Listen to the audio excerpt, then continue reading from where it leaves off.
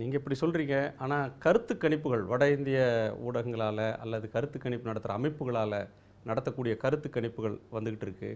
அதில் நீங்கள் வெளிப்படுத்துகிற நம்பிக்கைக்கு மாறான ஒரு ரிசல்ட்டை ப்ரொஜெக்ட் பண்ணுறாங்க.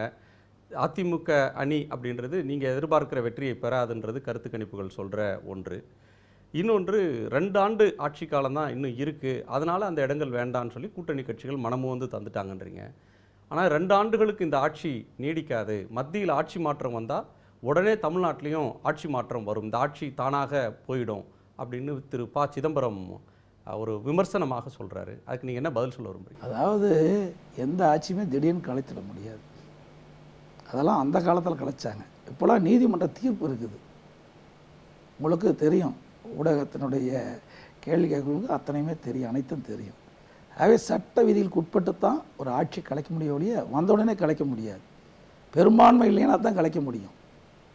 பெரும்பான்மை இருக்கின்ற பொழுது எந்த ஆட்சியுமே இந்தியாவில், தமிழகம் மட்டுமில்லை இந்தியாவில் எந்த மாநிலத்தையும் கலைக்க முடியாது.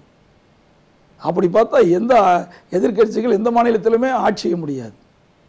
ஆகவே அவருடைய தொண்டர்களை உற்சாகப்படுத்துவதற்காக அப்படி பேசலாமா ஒழிய அவர் சட்ட வழக்கறிஞராக இருக்கிறார், அவர் பேசுவது விந்தையாக இருக்கிறது.